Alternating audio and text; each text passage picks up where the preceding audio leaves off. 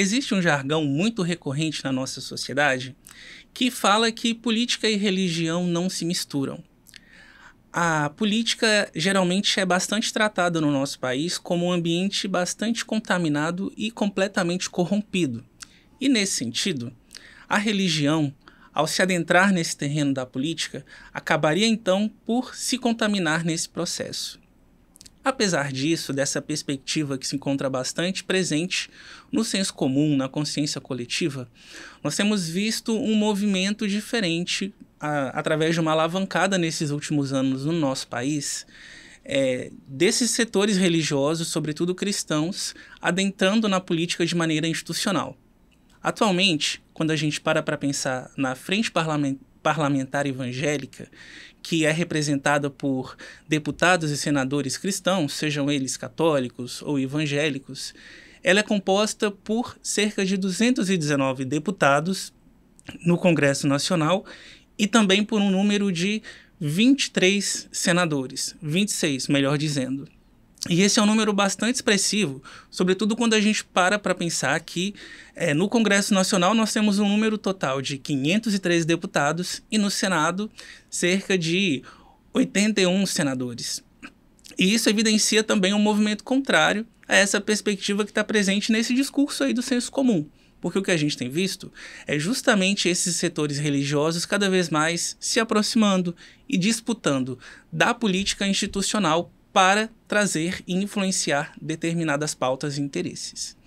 E aí a pergunta que fica é a seguinte: como que a gente pode observar, analisar esse fenômeno a partir de uma leitura cristã, mas compreendendo o evangélico desde uma base que se referencia nas diversas formas de resistência dos povos oprimidos e explorados?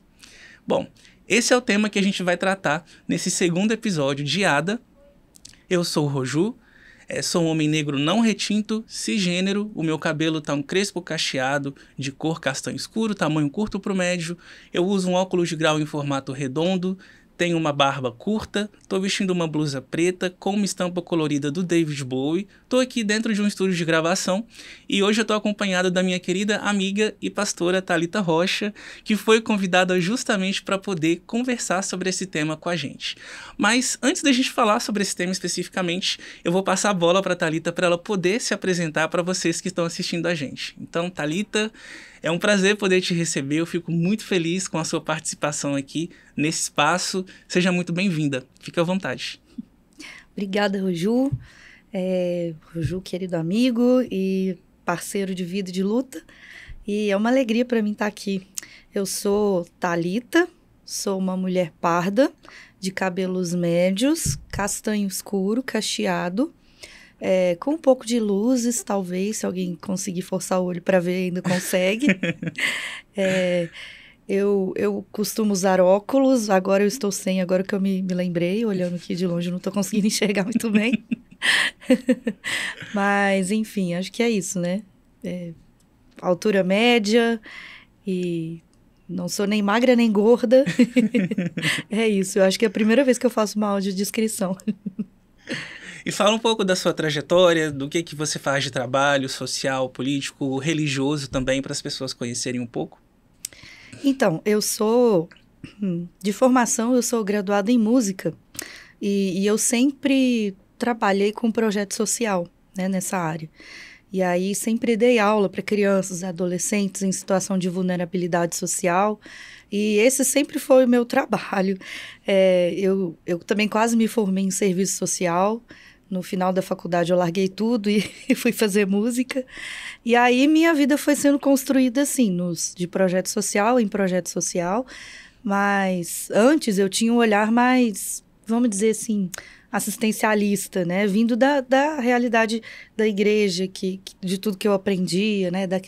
Das pregações sobre caridade que eu escutava, de que os cristãos, que inclusive hoje eu acho que muito se perdeu, mas eu cresci ouvindo isso, né? De que nós, como cristãos, deveríamos exercitar o amor de Jesus, e aí o amor de Jesus consistia nessas práticas, né?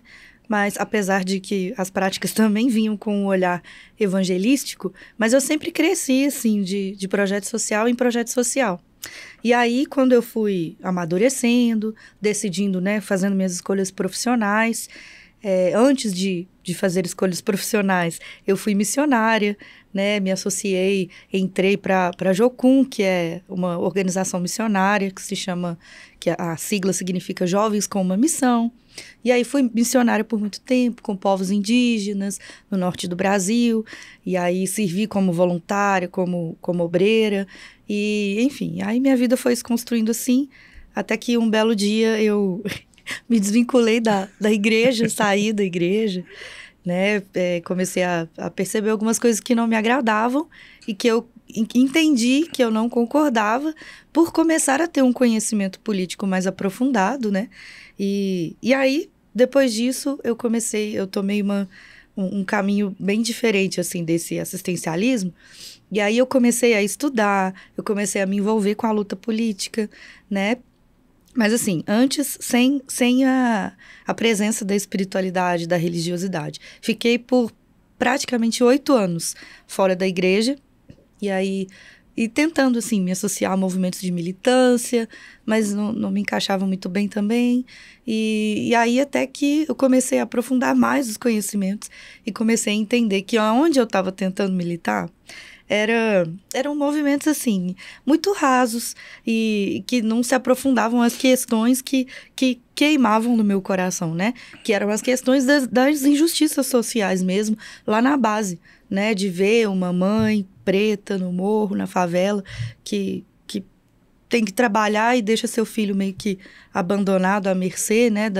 Das situações da vida, não porque ela quer, mas porque ela é forçada aquilo, e aí ver as crianças crescendo, e aí eu comecei a entender por que as crianças que eu dava aula lá nos projetos sociais estavam vivendo nessa situação, né, e comecei a ter esse olhar não assistencialista, mas esse olhar da justiça social da raiz, assim, e aí comecei a me envolver, e aí fui voltando, comecei a ver a possibilidade de ser cristã, de outra maneira, de seguir o movimento de Jesus de uma forma diferente, completamente contrário do que eu aprendi minha vida inteira. E aí fui me aglutinando ali, fui conhecendo gente e hoje fui ordenada pastora, né? E sou pastora de uma comunidade em nascimento ainda. Qual que é né? o nome da comunidade? A Casa de Betânia, que é uma comunidade que a gente não chama igreja, né? Porque eu não sei, eu acho que pelo desgaste do nome, assim,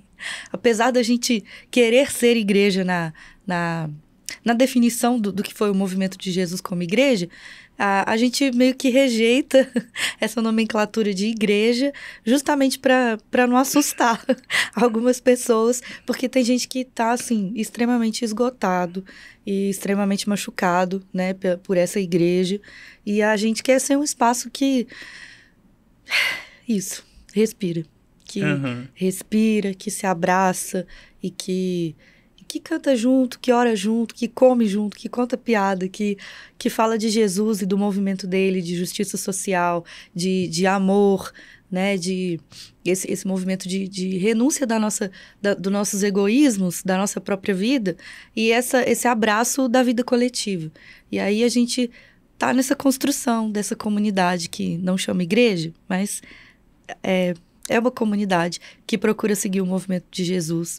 E tem até algumas pessoas que falam que esses movimentos não são cristãos, são jesuânicos, né? Porque o cristianismo já se tornou outra coisa, já se tornou extremamente violento, opressor. Já é uma religião que se fundamentou sobre o sangue de muita gente.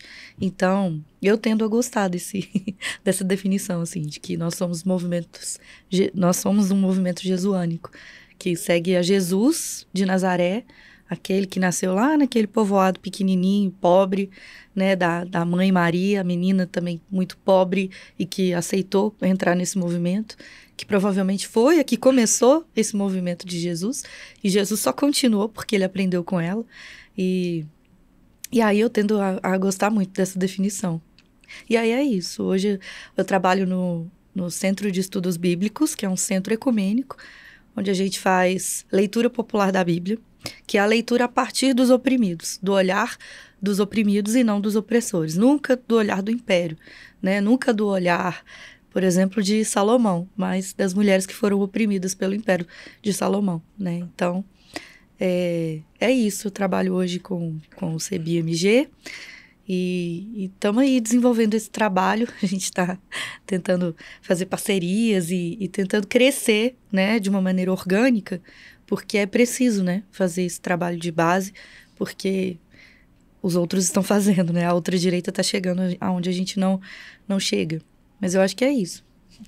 Muito bom. Eu, inclusive, gostei muito dessa sua apresentação, que ela já tocou, talvez, em pontos que vão ser os principais tópicos que a gente vai abordar durante a nossa conversa, assim. Inclusive, eu me identifico muito com a sua trajetória, porque eu passei um pouco por essa questão, claro que em alguns pontos mais pontuais, assim, porque eu também tive um momento de afastamento da igreja, porque eu nasci em berço evangélico, tive a minha experiência de infância e parte da adolescência nesse contexto todo, mas aí tem aquele momento onde a gente começa a se questionar algumas coisas, começa a ver algumas injustiças e a gente percebe um destoamento do que está ali na base do evangelho, mais do que muitas vezes é colocado na prática, e aí a gente se afasta, e eu tive meu momento de afastamento também, tive meu momento de vínculo com militância política e etc. E tudo isso tem a ver com o tema que a gente vai abordar. Mas, para adentrar nesses temas, eu queria começar, Thalita, da onde eu acho que a gente tem que partir em qualquer assunto relacionado à espiritualidade cristã e etc., que é ter o ponto de partida por meio de Jesus. E aí, quando a gente vai falar de Jesus, o relato que a gente tem por meio do evangelho, dos evangelhos, né, é justamente do Jesus que, quando esteve entre nós na terra, ele veio para anunciar a boa nova. Ele veio para anunciar o evangelho, ele veio para poder falar do reino de Deus. E, nesse processo, ele fundou consigo um movimento muito importante por meio da sua caminhada, que atraiu muitas pessoas, que muitas pessoas se encantaram, muitas pessoas perceberam que tinham ali uma possibilidade de emancipação de vida, enfim. E eu queria que você começasse comentando um pouco sobre isso, sobre como que você vê que foi esse movimento social, digamos assim, que Jesus trouxe consigo, e inclusive, assim, o que esse movimento representava naquele contexto histórico em que Jesus viveu, sabe? O que aquilo significava naquele momento, assim. Queria que você começasse falando sobre esse movimento aí. Então, eu acho muito legal, tem uma passagem lá em Atos, se eu não me engano. Eu sou péssima de guardar. Se tem alguém esperando que eu vou falar versículo certinho, eu nunca vou conseguir. Nunca vou falar. Eu sou péssima de guardar isso. O terror dos meus professores da faculdade de teologia. Mas, enfim. Eu gosto que tem uma passagem que Jesus fala assim para um centurião que discutia com ele alguma coisa, que agora eu também não vou recordar direito. Mas ele vira e fala assim: o meu reino... E aí eu gosto que aqui tem imagem, então a gente pode falar e gesticular para a gente entender melhor. Jesus faz assim: o meu reino não é deste mundo. E aí quando a gente ouve que o meu reino não é deste mundo, Jesus falando, né? Muitos pastores e padres e líderes religiosos fazendo a mensagem, a pregação, a homilia, eles costumam dizer...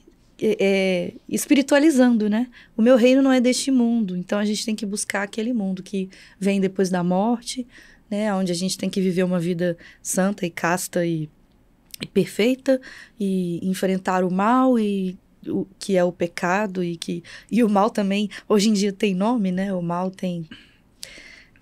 é identificado como pessoas e como movimentos, né? E como não corpos, como né? Corpos, sujeitos. Como sujeitos e pessoas dissidentes da sexualidade, do gênero e racialidade, etnia, enfim. Então, quando Jesus fala isso, que o meu reino não é deste mundo, ele estava falando justamente isso. Ele estava virando para aquele cara e falando assim: olha só, no seu reino vocês têm rejeição de pessoas. No seu reino vocês têm opressão, vocês cobram impostos caríssimos dos trabalhadores, dos camponeses, das mães, vocês abandonam suas viúvas, vocês abandonam os seus órfãos. No seu reino tem todo tipo de injustiça. No seu reino o povo morre, perece, morre de fome, morre de todas as causas, morre de abandono, né, por parte do... Trazendo para a nossa linguagem hoje, seria abandono do Estado. O meu povo está morrendo no seu reino. Agora, no meu reino, não. O meu reino não é deste mundo aí, não. O seu mundo é diferente do meu. O meu reino é o reino de vida, é o reino de partilha, é o reino de acolhimento, é o reino do abraço. É o reino onde uma pessoa não vai morrer por ser uma mulher trans. O meu reino é um reino onde uma mulher não vai ter que se dedicar a 3 jornadas de trabalho enquanto sua criança fica abandonada em casa, sabe? E muitas vezes sem escola, sem assistência do próprio Estado. Então, era exatamente sobre isso que Jesus estava falando, né? E aí, quando a gente espiritualiza, a gente esvazia a luta pelo reino de Deus. Porque o reino de Deus não é só depois da nossa morte. O que a gente acredita que vem depois da nossa morte, eu não posso dizer. Eu não posso falar o que você acredita, né? Eu não posso ditar isso para você. Agora, o que é o reino de Deus? A luta pelo reino de Deus, pela justiça desse reino de Deus, é essa luta pela vida. E quando a gente fala vida, é vida mesmo, no sentido amplo da palavra. E a gente luta pela nossa vida, a gente luta pela vida do coletivo e a gente luta pela vida do planeta também, que tem sido negligenciado, abandonado e explorado, né? E eu estou escrevendo agora um artigo sobre isso, que fala sobre a relação que tem essa exploração do corpo da terra, e aí eu uso essa palavra, corpo da terra, com o corpo da mulher, né? E aonde que Deus entra nisso? Porque quando a gente vê essas explorações, e justificadas, inclusive, pela religião, né? Pelo cristianismo. Igual eu falei, o cristianismo foi construído numa base de opressão, de destruição mesmo. E muita coisa é construída a partir disso, né? Quando a gente vê a teologia do domínio, né? Que quando a gente não está falando só do domínio no sentido do patriarcado, por exemplo, que domina a mulher exigindo submissão, né? E usa textos bíblicos para isso. A gente também está falando do domínio da terra. Então, quando a gente fala dessa teologia do domínio, dessa teologia, dessas teologias coach, que falam muito sobre individualidade e nada sobre coletividade, cuidado, é sobre isso, assim. Tudo isso que Jesus refutava quando ele fala que o meu reino não é deste mundo, né? Deste mundo, apontando para aquele mundo de lá. O meu reino é de outro mundo, né? E o meu reino é outro reino. E aí, inclusive, quando é interessante a gente pensar sobre essa palavra evangelho, boas novas, é que naquela época, o César, que era o imperador, ele tinha um evangelho, né? O evangelho era como se fosse um jornal que saía todos os dias ou periodicamente, com algumas notícias. Só que as notícias que chegavam era tipo assim, escutem, povo de Roma, saiu a notícia aqui que o César, o imperador, mandou 200 soldados para conquistar uma aldeia e voltou vitorioso. E trouxe tantos escravizados, 600 escravizados daquele povo. Essa era a notícia, esse era o evangelho de César. Né? Então, o que isso acrescentava na vida do povo? Né? O povo que era trabalhador, que era camponês, que vivia da terra, o que isso acrescentava na vida do povo? Trazer 600 escravizados só para somar o trabalho com o povo, porque não ia trazer nada de benéfico para o povo. Mais gente para sofrer, né? Mais gente para sofrer. Ou seja, o evangelho de César era um evangelho da individualidade, o evangelho da opressão, o evangelho da exploração, da expropriação. Era o evangelho muito parecido com o evangelho que a gente vive hoje, né? Só que o evangelho de Jesus, por isso que Jesus chega e fala, o meu evangelho, o evangelho de Jesus, o evangelho do meu reino, as boas novas, é porque ele estava confrontando mesmo César. Então, quando ele chega e fala, ele não tirou da cabeça dele.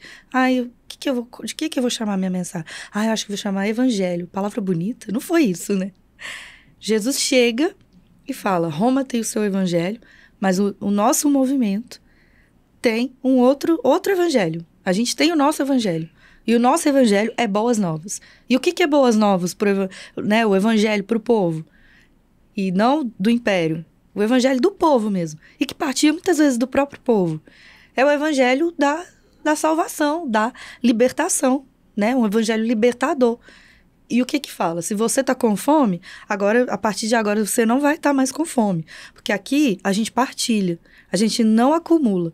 E a gente não acumula tudo na mão de um, ou de um poder, né, em detrimento do povo. Aqui a gente partilha. Aqui a gente vive coletivamente. Nesse evangelho aqui, todas as crianças têm cuidado. Todas as crianças são amparadas. Nesse evangelho aqui, a gente vai cuidar do meio que a gente vive, do meio ambiente. A gente vai construir propostas que sejam benéficas para todo mundo, para o ser humano, para os animais, para o meio ambiente, para tudo. Para que a gente viva em completa harmonia, em cuidado, e para que a gente viva mais, porque é o evangelho da vida, né? Quanto mais vida, né? Sim. Então, Tem uma coisa que eu acho muito interessante, assim, até que você falando sobre isso me atinou um pouco sobre essa questão, porque quando a gente vai pensar no império, é sempre essa lógica da expansão, é sempre essa lógica da colonização, é sempre essa lógica da conquista de outros povos, né? E Jesus vem trazer uma proposta de reino e vem trazer uma proposta de exemplo totalmente diferente. Porque o que é essa representação do Jesus? Essa imagem do Deus todo-poderoso que muitas vezes se construía, né, naquele contexto, que se esvazia.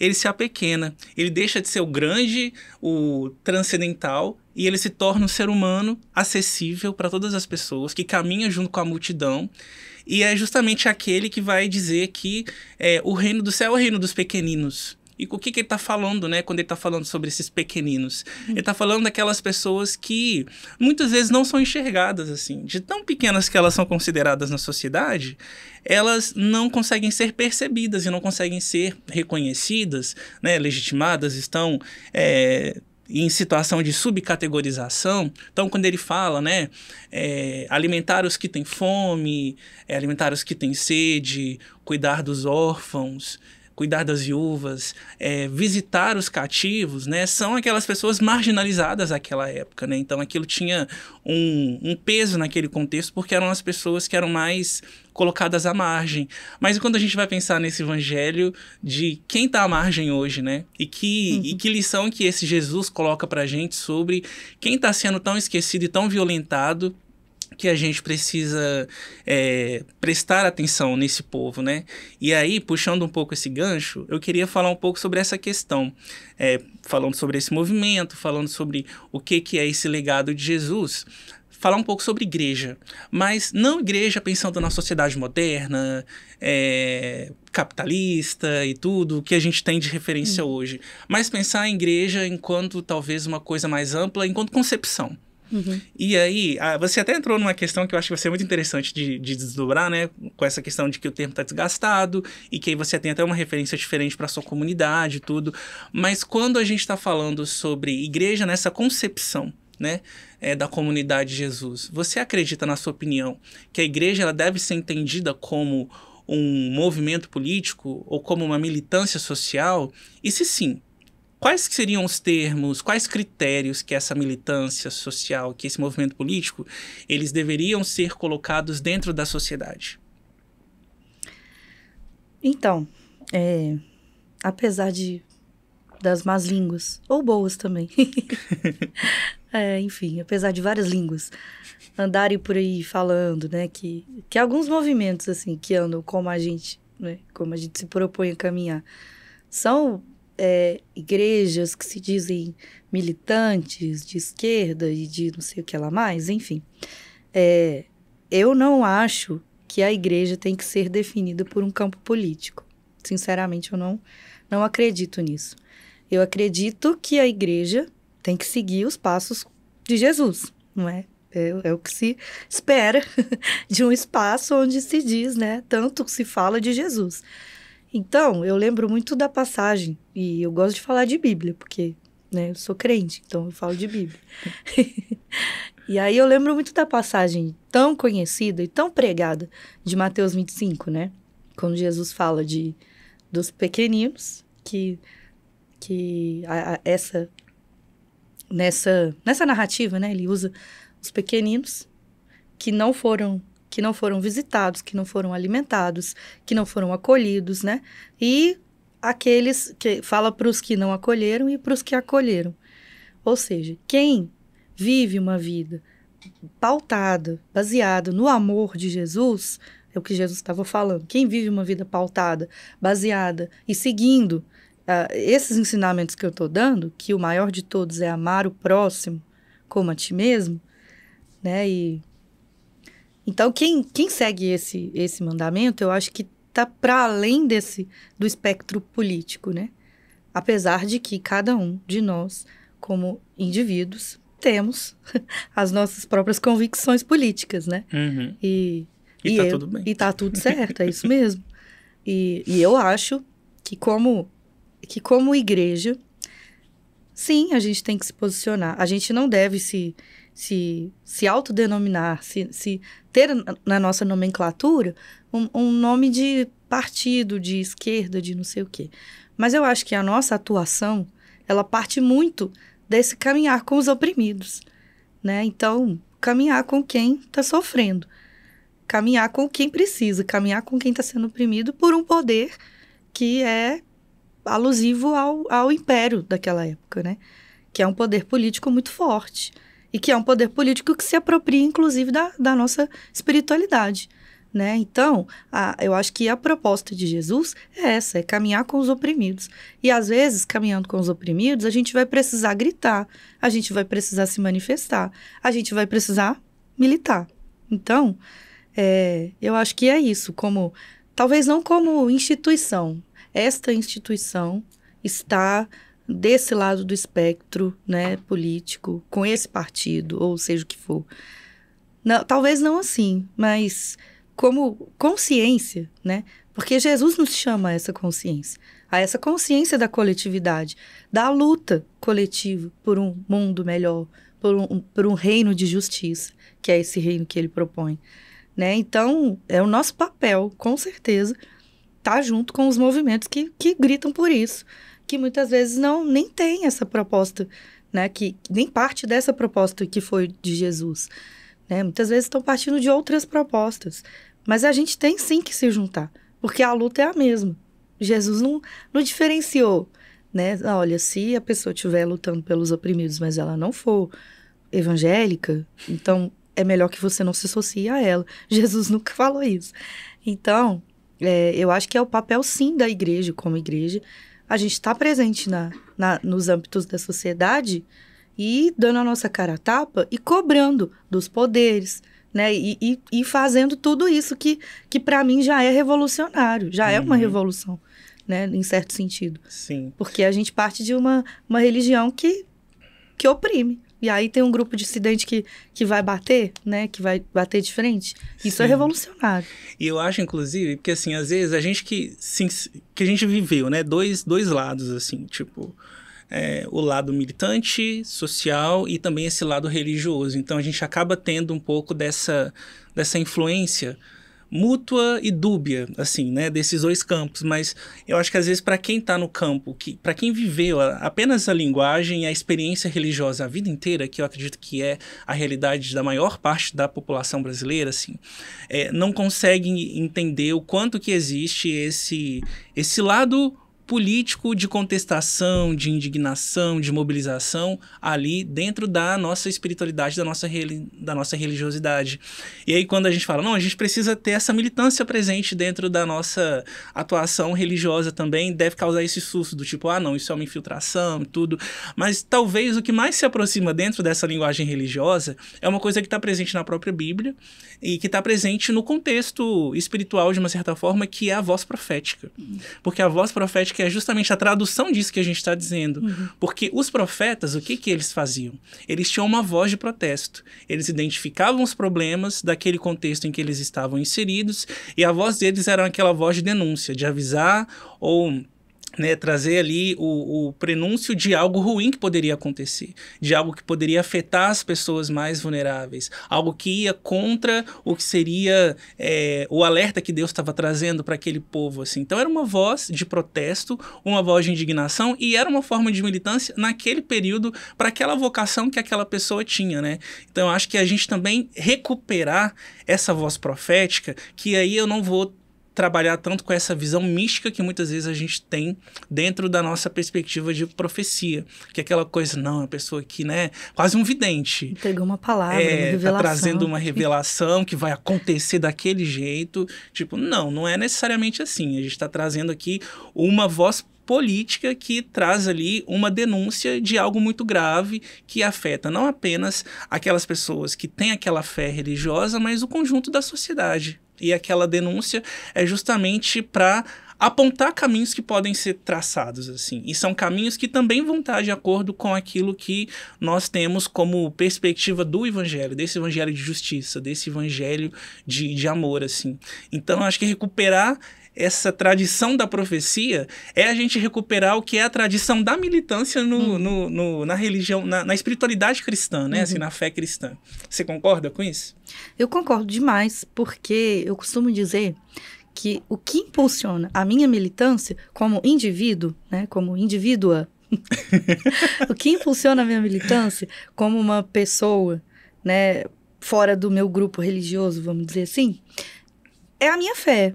Então, assim, tem gente que é impulsionado por outras coisas, mas a minha fé é que impulsiona a minha militância, justamente por essa leitura da profecia que eu tenho. Porque eu acho que, não acho, mas vários, tem um consenso nos teólogos populares, e teólogos de favela e teólogos, enfim, teólogos do povo, né, que muitas vezes nem nunca foi numa faculdade de teologia, mas faz teologia. Então tem um consenso, assim, entre o grupo de teólogos, academia e os teólogos populares, de que profecia é isso, é denúncia. Profecia é denúncia. Não existe outra definição para profecia que não seja denúncia. A gente pode, né, igual a gente tem como tradição nas igrejas pentecostais, né, mais raiz, assim, do pentecostalismo, a gente tem, né, as irmãs do coque, a gente até brinca, né, as irmãzinhas do coque, que com todo respeito, tá, que entrega, inclusive tenho várias da minha família, um beijo, minhas tias maravilhosas, que me entregam várias palavras e até tremo, enfim. Até arrepiei. Tem carachoba. Então, elas têm essa tradição, né? De entregar uma palavra, de trazer alguma coisa que Deus está falando ao coração e te entrega aquilo. Então, assim, isso faz parte da nossa espiritualidade. Sim. Da simbologia da nossa religiosidade, né? Como para quem é pentecostal, claro. Mas, quando a gente fala de profecia, a gente está falando de denúncia. A gente está falando de pegar uma situação, porque era o que os profetas faziam. Eles apontavam o dedo na cara do império, porque, assim, também há profetas e profetas, né? Tinham os profetas do rei, que eram tratados como videntes. Por exemplo, José. José foi um profeta do rei, porque ele sonhava, e aí traduzia o sonho, e ia falando, porque Deus falou isso para você. Por mais que ele estava ali confrontando, muitas vezes confrontando o rei, falando com ele, olha, se você não mudar a sua postura, vai acontecer isso com você, porque você está fazendo isso com o povo. Então, por mais que ele confrontasse, ele era meio que contratado pelo rei para poder ser o profeta dele, né? Mas existiam os profetas que vinham do povo para poder gritar, né? Como foi Jeremias, como foi Isaías, a gente falando no Primeiro Testamento, né? E no Segundo Testamento, vários também, né? Muita gente acredita que a tradição dos profetas acabou no Primeiro Testamento, mas não acabou porque profecia é denúncia. Então, tem profeta na Bíblia, tem profeta fora da Bíblia, tem profeta evangélico, tem profeta católico, tem profeta não, tem profeta ateu. Então, assim, gente. Então, é isso, profecia é denúncia. E é essa luta pelo reino de Deus, né? É denúncia nessa perspectiva. Então, quando a gente fala dos profetas, eu lembro muito de Tiago, por exemplo. Porque Tiago vira e fala assim, na lata: ricos, chorai pela miséria que vai vir sobre vocês, porque vocês estão negando o salário dos trabalhadores, e o seu dinheiro e o seu coração vai apodrecer e a traça vai comer. Gente, isso é profecia total. Imagina se hoje a gente se levantar, fosse lá numa votação na plenária e levantasse e falar, ai de vós que está fazendo, sei lá, uma pauta agora que está bem recente, né? Ai de vocês que estão votando contra a educação indígena lá no estado do Pará. O coração de vocês vai apodrecer, porque vocês estão causando injustiça. O que vocês estão fazendo é injustiça. É injustiça e é racismo e é inclusive quase com uma higienização de etnia que vocês estão propondo. Um apagamento histórico sendo perpetuado, né? Contra vocês estão apagando a história, vocês estão apagando uma cultura, vocês estão querendo invisibilizar um povo. Então, ai de vocês que estão fazendo isso. Imagina se a gente começasse a fazer assim. Sim. E foi o que o povo indígena fez, né? O povo foi para a porta e começou a fazer profecia. Voz profética dos povos indígenas. Exatamente. E aí, esse já vai ser o nosso último tópico aí para a gente seguir para a finalização. Eu queria agora trazer um pouco o debate sobre essa questão das igrejas contemporâneas, que foi um pouco do que eu abordei na introdução também desse episódio, assim. E aí, pensando nas igrejas hoje, na sociedade moderna, de capitalismo tardio e etc., né? A gente tem um movimento cristão que prevalece na nossa sociedade que faz, sim, política. Que tem sim projeto político, que tem sim ideologia política e que inclusive faz política pública para toda a sociedade em nome, muitas vezes, da igreja, colocando essas políticas em nome de Deus, em nome de Jesus, dizendo que representa aí essas perspectivas, né? E aí o que eu queria que você comentasse era um pouco do que é esse movimento político de fato, o que é esse movimento cristão, e se esse movimento ele tem relação com esse movimento social de Jesus que a gente está falando, que Jesus trouxe consigo, que ele inspirou muita gente, né, que nos inspira, inclusive, né? Queria que você comentasse o que é esse movimento político cristão que a gente tem visto aí à torta e à direito nos dias atuais aí no Brasil, e não só, no mundo, né? Um fenômeno global, digamos assim. Então, apesar de parecer alguma coisa nova, é porque talvez a gente tenha essa impressão, né? Porque agora com o advento da internet, né? Com essa aproximação que a gente tem, com essa facilidade de comunicação, de propaganda que a gente é bombardeado todo dia com essas coisas, né? E aí a gente tem o Nicolas Ferreira falando no TikTok, no Instagram e alcançando milhões e milhões de pessoas, mas isso não é recente. Isso deve ter, eu acho que, uns 500 anos, desde que a igreja nasceu, né?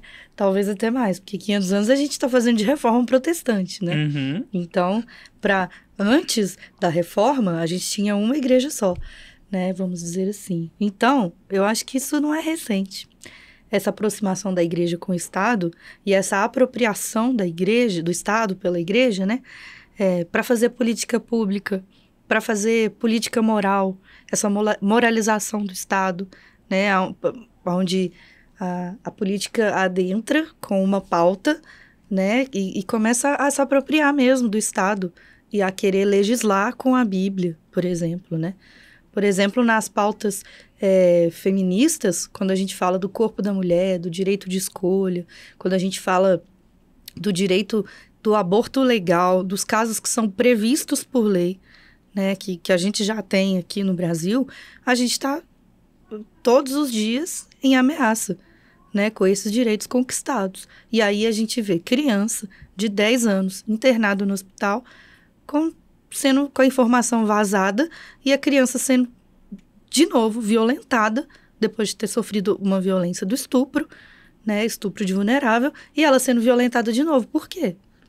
Por conta da moralização da política, porque o povo se acha no direito de pegar a Bíblia e falar o que aquela criança, né, ou seja, os pais da criança, junto com a escolha da criança, o que a criança tem que fazer, o que a mulher tem que fazer com seu corpo, né? Então, quando a gente fala dessas pautas, é muito delicado, eu sei, porque a gente pega nesse sentido da infância, né, do cuidado de política pública para a mulher.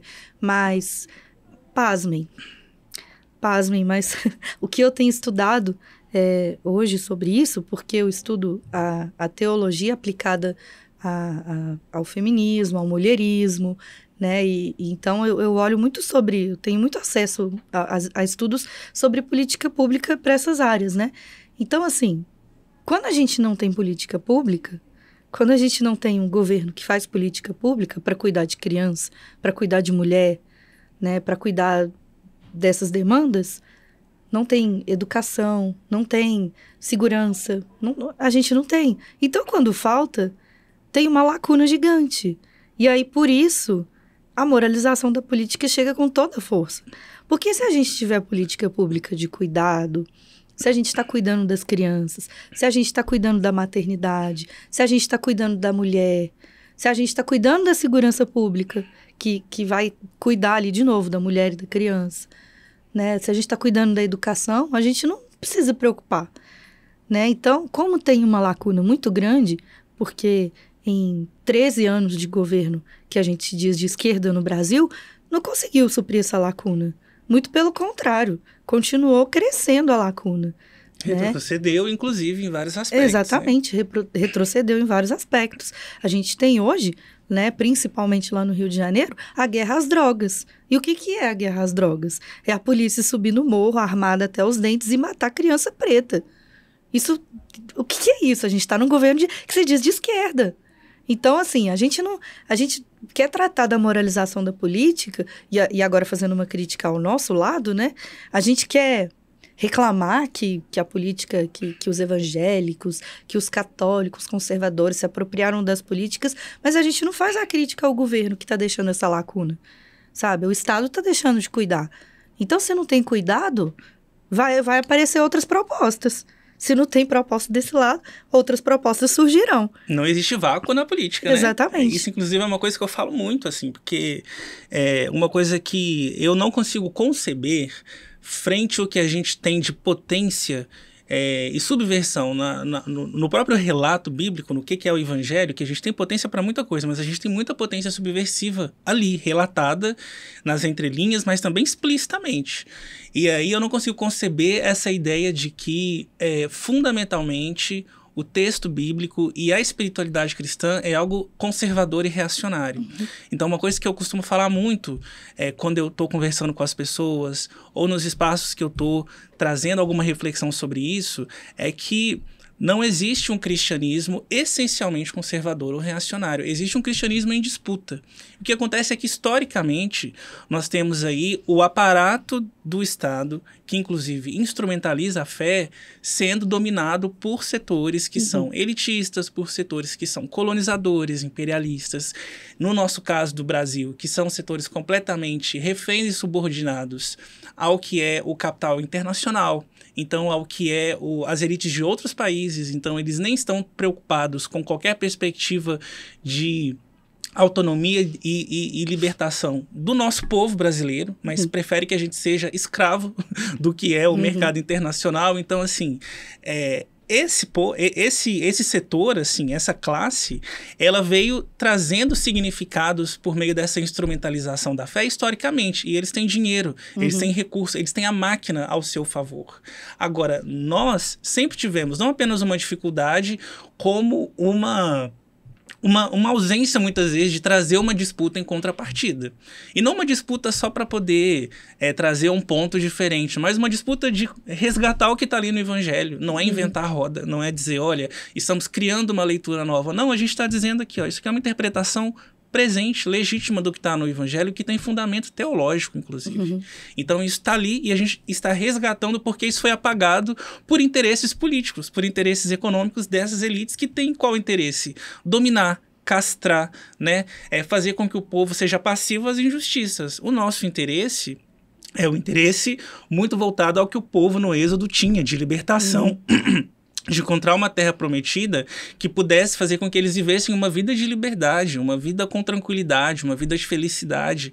A gente quer resgatar aquela proposta de evangelho que Jesus trouxe, que é aquela proposta que vai chegar e abraçar todas as pessoas que estão sendo violentadas, esquecidas, que estão sendo vilipendiadas pelo império. Então é isso que a gente está resgatando, né? Então é uma disputa, e é uma disputa que, se a gente não está ali junto com as pessoas, nos territórios, nas bases, nos movimentos, trazendo significados para aquilo que é sensível para elas, para aquilo que são as necessidades materiais, para aquilo que são essas questões que atravessam as nossas existências, né? As questões de afirmação, então, identidade de gênero, raça, etnia, nacionalidade, orientação sexual. Se a gente não disputa o sentido disso, esses setores vão trazer o significado que é benéfico para eles, e eles querem mais gente para ser explorada, mais gente para ser violentada. Então eles vão desumanizar essas pessoas, sim.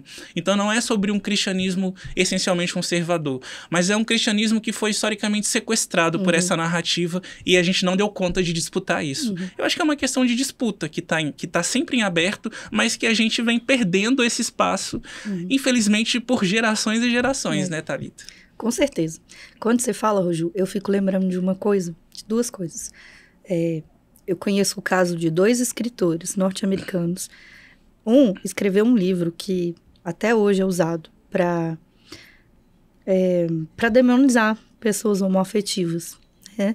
E aí, um livro de mais ou menos dessa grossura, assim, muito grosso, muito grande, um livro de leitura densa, e o povo lê, o povo estuda, para poder se basear, né, nessa teoria dele, para poder rejeitar os homoafetivos na comunidade cristã, né?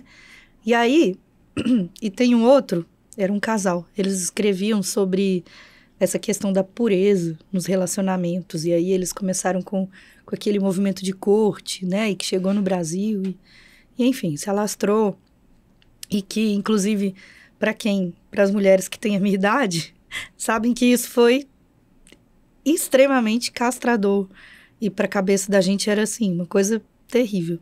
Então a gente cresceu cheia de trauma, a gente cresceu cheia de problema com questões da sexualidade, da nossa liberdade, né, sexual, da nossa vida mesmo, e vida mesmo, eu não falo só da questão da sexualidade, né, mas a gente cresceu cheio de problema, cheio de problema emocional por conta desse tipo de coisa. E aí, pra gente se libertar disso, é um trabalho que a gente tem que fazer. E aí, só que aí eu tô me lembrando que nesses 2 casos, eu não vou lembrar o nome, porque sou péssima para lembrar nomes e versículos. Oi, Dori. Oi, tudo bom? Mas, enfim, lembrando desses 2 casos, nos 2 casos, esses 2 autores, agora, há pouco tempo, não tão pouco, mas também não tão muito, há uns 5, 10 anos atrás, eles se retrataram. E eles disseram que tudo que eles falaram no livro não tem nada a ver, não existe. Não tem nada a ver com tradução real da Bíblia, com tradução real das palavras do grego, do hebraico, do aramaico. Então, o que eles fizeram foi uma forçação de barra. Eles, falaram isso, exatamente isso. Olha, eu forcei o texto bíblico para justificar a minha homofobia. Eu forcei o texto bíblico para justificar a prisão da mulher, né, na emocional, sexual. E hoje eu tô aqui me posicionando e falando, gente, isso não existe, tá? Na Bíblia não fala isso, Jesus nunca falou isso, Jesus nunca cobrou isso da gente. Podem aceitar os homoafetivos na igreja, as mulheres podem ser livres, podem namorar, podem, né, beijar quem vocês quiserem, e enfim, então, sabe? Aí eu fico pensando nisso. E esses são só 2 casos que a gente conhece. E aí eu fico imaginando essa moralização da política, essa cooptação, né, do texto bíblico, da fé, da espiritualidade, para ser usado para aprisionar, né, e para controlar mesmo, para ter o povo ali sob controle, escravizado, colonizado. E aí eu fico pensando que eles dizem que a gente força o texto bíblico para aceitar todo mundo, para aceitar tudo, para aceitar o pecado. Mas quando a gente vai ver, a maioria não está nem na academia, né? Não tem um livro dentro de casa para poder estudar. E quem que tá forçando? Porque a gente estuda. A gente tá pegando da onde que vem essa palavra. Eu não tô tirando da minha cabeça. Eu tô estudando para isso. Eu não tô defendendo o academicismo aqui. Mas eu tô dizendo que isso não saiu da minha cabeça. Agora você, da onde que saiu isso? Sabe?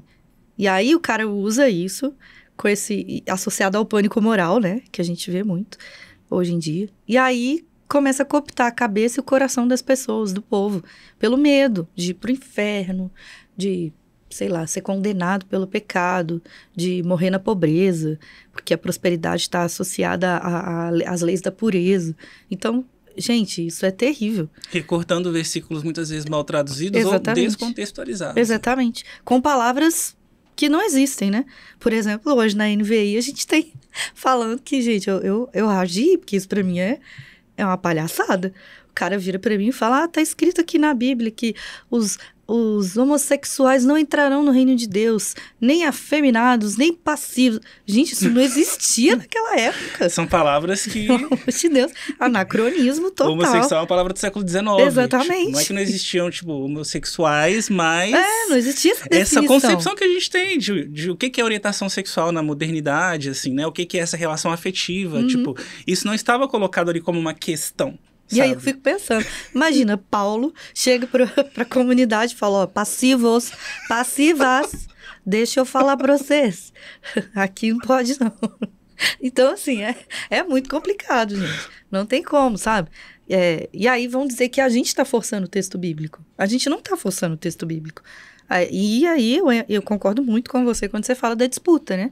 A gente está disputando o texto bíblico, porque vocês cooptaram o texto bíblico para produzir exclusões, para produzir homofobia, para produzir racismo, para produzir elitismo. Então, quando a gente fala dessa luta dos oprimidos, a gente não está forçando o texto bíblico, não. A gente está lendo a Bíblia, a partir do Êxodo, a partir do Deus libertador, a partir do Deus acolhedor, a partir do Deus que manda maná para não deixar seu povo morrer de fome.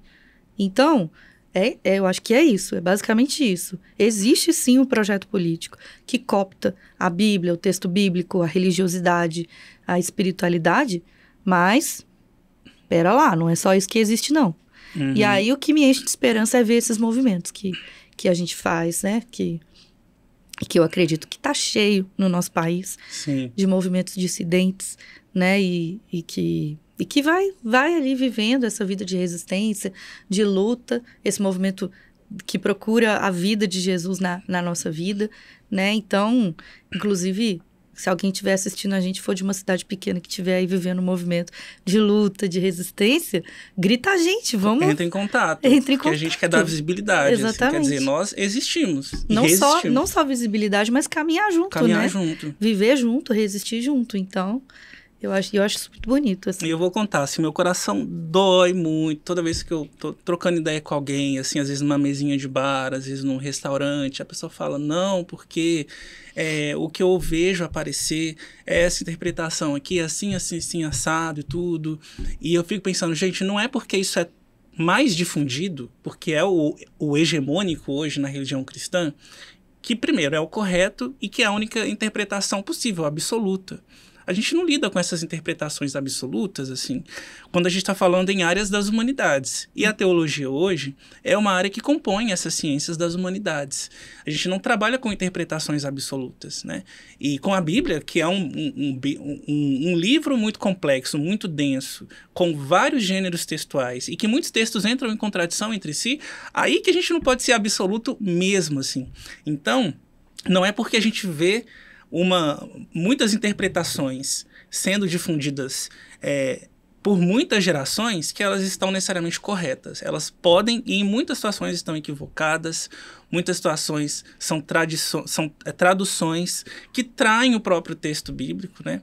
Então, assim, a gente precisa ter uma visão crítica. Não estou dizendo também que as pessoas têm que acreditar em absolutamente tudo que a gente está falando aqui, mas a visão crítica ela é o primeiro passo para a gente ter essa desconfiança que vai nos fazer aprofundar e amadurecer, né?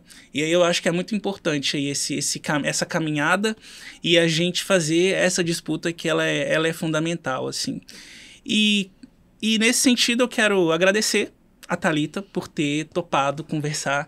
Ela é a primeira convidada desse quadro. Ai, eu espero que a gente possa espero que a gente possa ter mais momentos de conversa, que a gente possa ter mais momentos de partilha, né, de troca de ideias. Vamos ter outros convidados também.